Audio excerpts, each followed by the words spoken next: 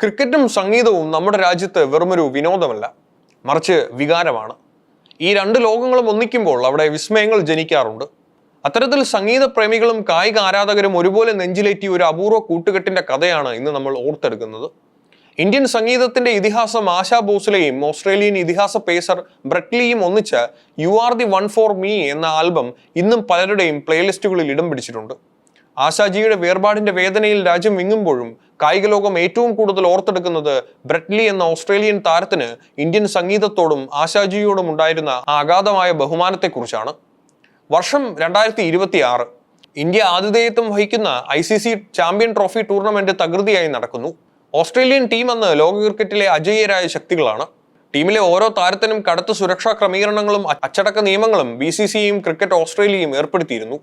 ഈ തിരക്കുകൾക്കിടയിലാണ് Brett Lee സംഗീത സംവിധായകൻ ഷമീർ ടണിൽ നിന്നും ആ ക്ഷണം ലഭിക്കുന്നത്. എന്നാൽ ടീം മാനേജ്മെന്റിനെയും സഹതാരങ്ങളുടെയും കണ്ണുവെട്ടിച്ച് റെക്കോർഡിങ്ങിനായി പോവുക എന്നത് അത്ര എളുപ്പമായിരുന്നില്ല. ഒടുവിൽ ബ്രെറ്റ് ലീ ഒരു വഴി കണ്ടെത്തി. ഇന്ത്യൻ തെരുവുകളുടെ ഭംഗി കാണാനും അല്പം കറങ്ങാനുമായി താൻ പുറത്തു പോവുകയാണെന്ന് സഹതാരങ്ങളോട് അദ്ദേഹം പറഞ്ഞു. എന്നാൽ സത്യത്തിൽ അദ്ദേഹം പോയത് സംഗീതത്തിന്റെ ലോകത്തേക്കായിരുന്നു. ഹോട്ടൽ മുറിയിൽ വെച്ച് നടന്ന ഒരു മിനി ഓഡിഷനിലൂടെയാണ് ഈ പ്രോജക്റ്റിലേക്ക് ലീ തിരഞ്ഞെടുക്കപ്പെടുന്നത്. ഷമീർ ടണിന് മുന്നിൽ 2 പാർട്ടുകൾ പാടി തന്റെ സംഗീതത്തിലുള്ള പാഠവും അദ്ദേഹം തെളിയിച്ചു. വെറുമൊരു കൗതുകത്തിന് വേണ്ടിയല്ല, മറിച്ച് സംഗീതത്തോടുള്ള ഗൗരവകരമായ സമീപനമാണ് ബ്രെറ്റ് ലീയെ ആശാ ഭോസ്ലെ പോലൊരു ഇതിഹാസത്തോടൊപ്പം പാടാൻ അർഹനാക്കിയത്. മൈതാനത്തെ തീപ്പൊരി പന്തുകൾ പോലെ തന്നെ സംഗീത റെക്കോർഡിങ്ങിലും ലീ തന്റെ പൂർണ്ണതയ്ക്കായി ശ്രമിച്ചുവെന്ന് ആ ഗാനം ശ്രദ്ധിച്ചാൽ നമുക്ക് മനസ്സിലാവും. ഒരു പ്രൊഫഷണൽ ഗായകൻ പോലും മണിക്കൂറുകളോ ദിവസങ്ങളോ എടുത്ത് ചെയ്യുന്ന ഒരു കാര്യമാണ് ബ്രെറ്റ് ലീ വെറും മിനിറ്റുകൾക്കുള്ളിൽ പൂർത്തിയാക്കിയത്. റെക്കോർഡിംഗ് സ്റ്റുഡിയോയിലെ ആ നിമിഷങ്ങളെ 13 മിനിറ്റ് മാജിക് എന്ന് വിശേഷിപ്പിക്കുന്നതിൽ തെറ്റില്ല. ഈ ഗാനത്തിന്റെ ഇംഗ്ലീഷ് വരികൾ എഴുതിയത് മറ്റാരുമല്ല, ബ്രെറ്റ് ലീ തന്നെയാണ്. സ്റ്റുഡിയോയിൽ എത്തിയ ശേഷം വെറും 30 മിനിറ്റിനുള്ളിൽ അദ്ദേഹം വരികൾ എഴുതി പൂർത്തിയാക്കി എന്നത് സംഗീത സംവിധായകനെ പോലും അത്ഭുതപ്പെടുത്തി. തന്റെ മനസ്സിലെ പ്രണയവും വികാരങ്ങളും അത്രമേൽ വേഗതയിൽ കടലാസിലേക്ക് പകർത്താൻ അദ്ദേഹത്തിന് സാധിച്ചു. എഴുത്തിൽ മാത്രമല്ല, ആലാപനത്തിലും അദ്ദേഹം എല്ലാവരെയും ഞെട്ടിച്ചു. ഗാനത്തിലെ ഇംഗ്ലീഷ് വരികൾ പാടിയതിനു പുറമെ ഒരു വിദേശിയായ താരം ഹിന്ദി വരികളും അതിമനോഹരമായി ആലപിച്ചു. ഹാം മേം തുമാരാ ഹൂം തുമാരാ ഹി രംഗൂങ്ക എന്ന ഹിന്ദി വരികൾ അദ്ദേഹം പാടുമ്പോൾ ഒട്ടും വിദേശത്തും തോന്നിക്കാത്ത വിധം ആഴമുള്ളതായിരുന്നു ആ ശബ്ദം. ആശാ ഭോസ്ലെ എന്ന ലോകോത്തര ഗായികയ്ക്കൊപ്പം പിടിച്ചു നിൽക്കാൻ ലീക്ക് സാധിച്ചത് അദ്ദേഹത്തിനുള്ളിലെ ഈ സംഗീത പ്രതിഭ കൊണ്ടുകൂടിയാണ്. തന്റെ ആത്മകഥയായ മൈ ലൈഫിൽ ആശാജിയെ സംഗീത ലോകത്തിന്റെ വിസ്മയമെന്ന് ലീ വിശേഷിപ്പിക്കുമ്പോൾ ആ ആദരവ് ഈ ഗാനത്തിലും നമുക്ക് ദർശിക്കാം.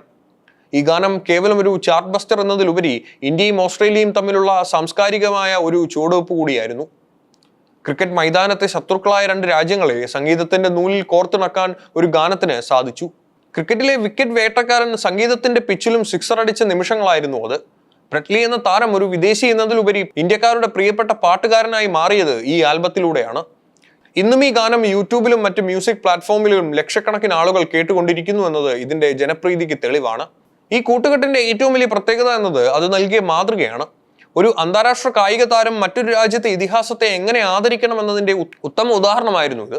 ബ്രെറ്റ് ലീ തന്റെ ആത്മകഥയായ മൈ ലൈഫിൽ ആശാ ഭോസ്ലെയെ ഇന്ത്യൻ സംഗീതത്തിലെ അരേത്തെ ഫ്രാങ്ക്ലിൻ എന്ന് വിശേഷിപ്പിച്ചുകൊണ്ട് അദ്ദേഹം നൽകിയ ആദരവ് ഇന്നും ചർച്ച ചെയ്യപ്പെടുന്നു. വേഗതയേറിയ പന്തുകൾക്ക് പേരുകേട്ട ലീയും മൃദുവായ ശബ്ദം കൊണ്ട് ലോകം കീഴടക്കിയ ആശാജിയും തമ്മിലുള്ള ഈ അത്യപൂർവ കെമിസ്ട്രി വരും തലമുറയ്ക്ക് ഒരു വലിയ അത്ഭുതമായി നിലനിൽക്കും. ക്രിക്കറ്റും കലയും അതിരുകളില്ലാതെ ഒന്നിച്ച ആ നിമിഷം ഇന്നും സംഗീത ചരിത്രത്തിലെ സുവർണ്ണ ലിപികളാൽ എഴുതപ്പെട്ട ഒന്നായി നിലനിൽക്കും. ആശാജിയുടെ വിയോഗത്തിലും ഈ സംഗീതം നമുക്ക് മുന്നിൽ അവശേഷിപ്പിക്കുന്നത് മനോഹരമായ ആ ഓർമ്മകൾ മാത്രമാണ്.